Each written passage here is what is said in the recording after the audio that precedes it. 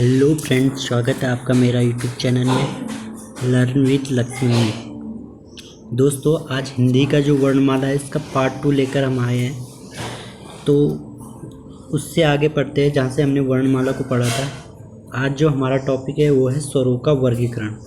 स्वरों का वर्गीकरण किस तरह से करते हैं, क्या क्या करते हैं, वो आज हम इसमें सीखेंगे। तो सबसे पहले हम देखते हैं मात्रा या उच्चारण के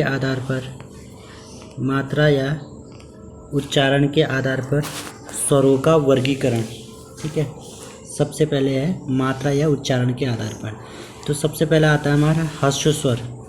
ठीक है, जिन स्वरों के उच्चारण में कम समय, एक मात्रा का समय लगता है, ह्रस्व स्वर कहलाते हैं। जैसे अ, ई और ऊ।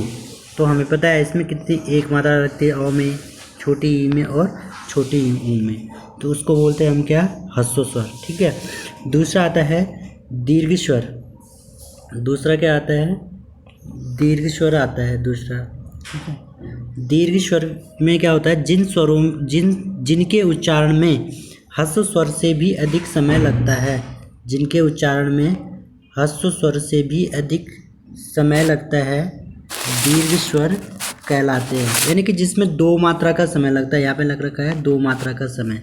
जैसे आ, ई, ऊ, ए, आई। आ में दो मात्राएं, ई में दो मात्राएं, ऊ में दो मात्राएं, ए में दो मात्राएं और ओ, आउ में भी दो मात्राएं। मतलब जैसे हम लिखते हैं अ प्लस अ को मिलाकर क्या बनता है, आ बनता है।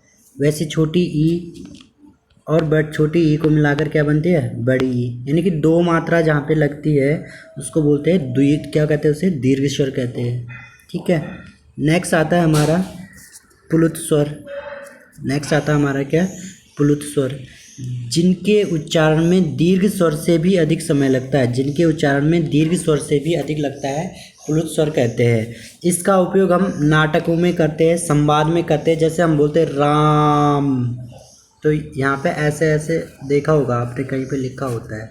तो इस तरह के शब्द जो होते हैं उनको क्या कहते हैं, प्लुत स्वर कहते हैं। ठीक है, नेक्स्ट हम पढ़ेंगे जीभ के प्रयोग के आधार पर स्वरों का वर्गीकरण। जीभ के प्रयोग के आधार पर स्वरों का वर्गीकरण। सबसे पहले पढ़ते हैं हम अग्र स्वर। जिन स्वरों के उच्चारण में जीभ का अग्र भाग, आगे वाला भाग काम करता है, अग्र स्वर कहलाते हैं। इसमें आते हैं हमारे ई, ए, आई, छोटी ई, बड़ी ई, ए और आई। ये क्या है, हमारे अग्र स्वर है। ठीक है, नेक्स्ट आता है हमारा मध्य स्वर। सॉरी, यहाँ पे जीभ हो रखा है, जीभ होगा है। ठीक है, नेक्स्ट आता है हमारा मध्य स्वर। मध्य स्वर में जिन स्वरों के उच्चारण में जीभ का मध्य भाग काम करता है, यहाँ पे ये जीभ हो रखा है, जीभ होगा। ठीक है, मध्य भाग काम करता है, उनको मध्य स्वर कहते हैं। जैसे अ, तो ये हमारा मध्य स्वर है। नेक्स्ट है पश्च स्वर। पश्च स्वर। ठीक है, जिन स्वरों के उच्चारण में जीभ का पश्च भाग काम करता है, यहाँ पे भी पा हो रखा है, जीभ होगा। जीभ का पश्च भाग काम करता है, पश्च स्वर कहलाता है। इसमें हमारे आ, ऊ, ओ और आउ आता है। तो दोस्तों, यहाँ पे एग्जाम में आता है, अग्र निम्नलिखित छाड़ने के लिए एग्जाम में आता है क्वेश्चन, निम्नलिखित में से अग्र स्वर कौन सा है। उसमें ऑप्शन में एक ई दे देगा, एक अ दे देगा, एक आ दे देगा, तब हमको उसमें छाड़ना होता है। तो ये हमें पता होना चाहिए। अग्र स्वर ई, ए, आई, मध्य स्वर अ और पश्च स्वर आ, ऊ, ओ, आउ है। ठीक है, इसके बाद जो हमारा नेक्स्ट आता है मुख द्वार के खुलने के आधार पर, मुख द्वार के खुलने के आधार पर स्वरों का वर्गीकरण। तो सबसे पहले आता है विवृत। विवृत हम बोलते हैं किसके लिए, सबसे पहले जो हमारा आता है वो क्या आता है, विवृत, ओपन जिसको हम बोलेंगे। ठीक है, जिन स्वरों के उच्चारण में मुख द्वार पूरा खुला रहता है, जो हमारा मुंह होता है जो पूरा खुल जाता है, उसको बोलते हैं विवृत बोलते हैं। मुख्य नहीं होगा ये, मुख होगा ये। ठीक है, तो जैसे आ, तो इसमें हमारा पूरा क्या है, मुंह खुलता है, तो ये किस में आ गया, विवृत में। नेक्स्ट है हमारा अर्धविवृत। जिन स्वरों के उच्चारण में मुख द्वार आधा खुलता है, मुख द्वार आधा खुलता है, अ, आई और आउ में, उसको बोलते हैं अर्धविवृत। जिनके उच्चारण में, जिन स्वरों के उच्चारण में मुख द्वार क्या है, आधा खुलता है, उनको बोलते हैं अर्धविपरीत। नेक्स्ट आता है हमारा अर्धसंवृत। अर्धसंवृत जिन स्वरों के उच्चारण में मुख द्वार आधा बंद रहता है, जिन स्वरों के उच्चारण में मुख द्वार आधा बंद रहता है, ए और ओ, इसमें हमारा जो मुख द्वार होता है वो आधा क्या होता है, बंद होता है, तो ये क्या कहलाता है, अर्धसंवृत कहलाते हैं। ठीक है। नेक्स्ट हमारा जो लास्ट आता है इसमें संवृत आता है। लास्ट क्या आता है हमारा, संवृत, जिनके उच्चारण में मुख द्वार लगभग बंद रहता है, जिनके उच्चारण में मुख द्वार लगभग बंद रहता है उसको बोलते हैं हम संवृत। तो इसमें हमारे ई और ऊ ये चारों आते हैं संवृत में।